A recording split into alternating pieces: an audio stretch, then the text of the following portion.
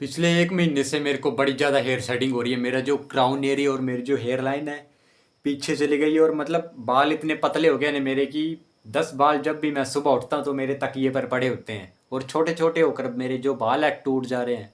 और ये तो डिप्रेशन का कारण है कि अगर बंदे के बाल नहीं हो रहा तो कॉन्फिडेंस एकदम ड्रॉप हो जाता है, नीचे गिर जाता है। तो बड़े दिनों से हो रहा था। पहले मेरे को इतने सिम्टम से इसके नज़र नहीं आए कि हेयरफॉल क्यों हो रहा है, किस वजह से हो रहा है। बाद में मेरे को जब क्राउन एरिया दिखने लगा अपने, जब मैं लाइट में जाने लगा, जरा मेरी सर पर पानी पड़ रहा था तो मेरा जो क्राउन एरिया पूरा विजिबल हो जा रहा था, उसमें बाल एकदम मतलब कम ही हो गए थे। पूरा क्राउन एरिया विजिबल हो रहा है, अभी भी अभी विजिबल हो रहा है। अभी इस लाइटिंग के कारण तुम्हें दिखाई नहीं दे रहा होगा, बट मैं अपनी जो यूट्यूब की पोस्ट्स हैं उसमें दिखा दूंगा कि जो क्राउन एरिया मेरा विजिबल हो रहा था बड़ा ही ज़्यादा। हेयर एकदम पतले हो गए हैं, और थिनिंग बड़ी ज़्यादा हो रही है। मैं डॉक्टर के पास गया था, उसने मेरे को बताया कि तू इन दवाइयों को ले, तेरा जो हेयर थिनिंग है और हेयर थिनिंग की प्रॉब्लम है जो विटामिन डी की डेफिशिएंसीज के कारण हो रही है। उसने कुछ बताया है कि तू इन विटामिन्स को खा, जो तेरी हेयर थिनिंग की प्रॉब्लम है वो विटामिन्स की जो कमी है उसके कारण हो रही है। अगर तू उनको पूरा कर लेगा तो तेरी हेयर थिनिंग और हेयर लाइन जो पीछे जाने की प्रॉब्लम है ये ख़त्म हो जाएगी। सो पहला है इसमें आयरन, दूसरा विटामिन D3, तीसरा B12, चौथा है प्रोटीन, पांचवा है जिंक, छठवा है ओमेगा 3 400 ml की गोली।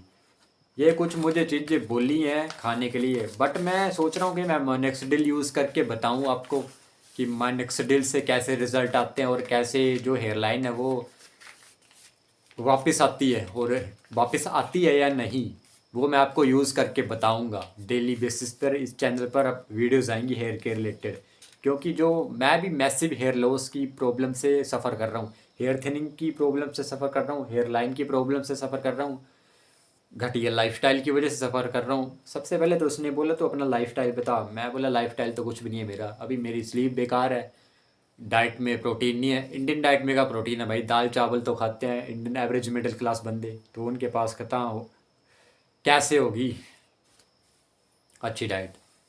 उसने बोला अपना लाइफस्टाइल फिक्स कर, अपनी स्लीप फिक्स कर, डीप स्लीप फिक्स कर। मैं तो 4-4 बजे सोता था, सीधी बात बता रहा हूँ, कोई बकवास नहीं कर रहा हूँ। स्लीप फिक्स करनी है मुझे, अपनी लाइफस्टाइल फिक्स करना है, अच्छा सोना है, अच्छा खाना है, हाई प्रोटीन डाइट खानी है, मुझे मल्टीविटामिन्स खाने हैं, vitamin D3 B12 zinc iron वगैरह। और मुझे खुश रहना, सबसे बड़ी बात तो ये है। अगर बंदा डिप्रेस रहेगा तो मतलब कोर्टिजोल लेवल बढ़ेंगे उसके, तो फिर उसकी हेयर शेडिंग जो है होगी। अगर बंदा खाना स्किप कर रहा है तभी भी उसकी हेयर शेडिंग होगी। मैं बड़ा ज़्यादा खाना स्किप करता था, उसकी वजह से मेरी जो हेयर शेडिंग हो रही है। मेरे को तो रूट केस तो इसका यही लग रहा है कि मैं खाना स्किप कर देता था, अपना खाना खाना स्किप कर देता था। इसकी वजह से मेरे जो मतलब बाल बड़े ज़्यादा पतले हो गए हैं और थिन होके झड़ने लग पड़ रहे हैं, इतने इतने बाल भी टूट जा रहे हैं मेरे। तो इन मल्टी विटामिन्स को खाएंगे एंड माइनक्सिडिल भी लगाएंगे, एंड सी व्हाट हैपन्स।